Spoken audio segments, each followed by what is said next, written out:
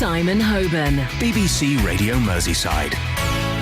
So, E-cigs then, tonight for the first time in 40 years, adverts showing people smoking, or similar, are back on our screens. From midnight, it's become legal for firms selling e-cigs on TV to advertise the vaping element of them, which they argue is a healthier and more sociable alternative to smoking tobacco. We can hear from Robin Ireland, who's here in the studio. He's the chief executive, I should say, of Heart of Mersey, which is a charity promoting health. Hello, Robin. Hi. And also Chris Snowdon, who's director of lifestyle economics at the Institute of Economic Affairs. Hello to you, Chris. Hello. Is this all fair enough as far as you're concerned? Yeah, I think so. I've seen the advert. It seems to be perfectly reasonable. I can't see how anyone can say that it's attracting non-users, non-vapers or children to the product at all. The e-cigarettes have been advertised before on television. The only slight controversy about this is, as you say, that they are now actually showing people using it, but it doesn't look anything at all like smoking. The device that's been advertised doesn't look at all like a cigarette. And as far as I can see, this company should have the same right to advertise itself as any other. Yeah, I mean, they're using a very glamorous lady. It's quite, it's quite a sexy ad, isn't it? They're trying to make it appear kind of a sexy thing to do. Well, sure, but that's how you advertise anything. You don't use ugly people to advertise things. They're trying to get an edge on their competition, which is what advertising's all about. But these forms of advertising are already very tightly regulated. I'm sure that if the regulators think that the company has overstepped the mark, they will clamp down on it very quickly. And so, it's out there. It seems to me quite obviously designed for people who already use e-cigarettes and might be looking to switch. Robin Ireland. Hi. What do you make of that? Well, this is exactly the same argument used as the tobacco industry in the past, wasn't it? The tobacco industry always said, well, we're just trying to persuade people to switch brands, not to encourage people to take up smoking. And we all know where we went with that.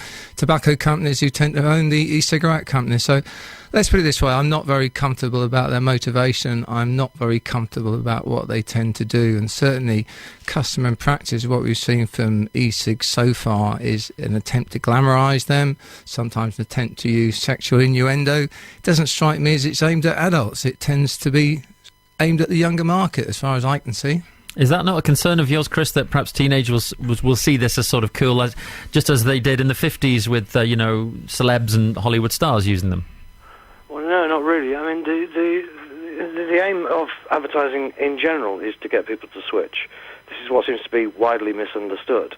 Whatever the product may be, advertisers are advertising towards people who are already inclined to buy their product. And in the case of vaping, that is overwhelmingly ex-smokers who have switched to e-cigarettes. And the evidence is very clear on this. Action on Smoking and Health have done some good research. The number of people who use e-cigarettes who have never smoked is infinitesimally small.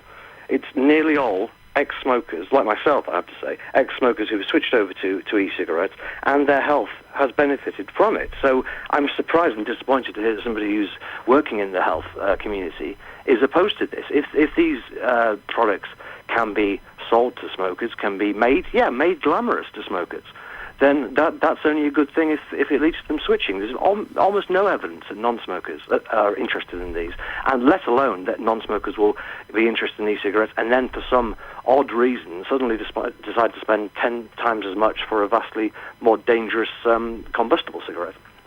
As far as I'm aware, Action on Smoking and Health, you quoted then, have got concerns about this advertising as well. I think everybody that works in public health and sees electronic cigarettes is concerned about the advertising of them, and that's what we're talking about at the moment. Advertising that, as far as I can tell, is very much aimed at young people. I haven't got a problem at all if adult smokers switch to electronic cigarettes. I'm all in favour of it. I'm certainly safer. The jury is out on how safe, the jury is out on how effective they are in helping people quit, and the jury is certainly out on how many young people might be switching or taking them up. We don't know yet. It's too early to say. Come back on that, Chris? Well, we do. I mean, at the moment, these products have been around for quite a while now. It's a bit late in the day to be saying that we just don't know. We do actually know a huge amount, both about the safety of the products and about their appeal to non-smokers. And the appeal to non-smokers is quite simply zero. And I find it very difficult to believe that adverts, even like this advert involving an attractive woman, is suddenly going to change that. Non-smokers are simply not interested I'm a non-smoker. in picking up nicotine habit. Yeah, I'm a non-smoker, Robin. I don't think it would persuade me. No, I doubt very much it would. So it's very interesting why we're putting them out, isn't it? So, but it might persuade people that are interested in new products, not necessarily interested in smoking. That would really concern me, because then we're talking about young people. And the jury is certainly out, because whereas electronic cigarettes might have been around for something like 10 years, in terms of the market penetration, we're talking about a year or two. Far too early to make the sweeping statements that are being made by Chris there. OK, we'll leave it there for now, guys. I'm sure that's we'll come back to it at some point. That's Chris Snowdon. Thank you for that, Chris, from the Institute of Economic Affairs, and also Robin Ireland joining me in the studio. He's the Chief Executive of the charity Heart of Mersey.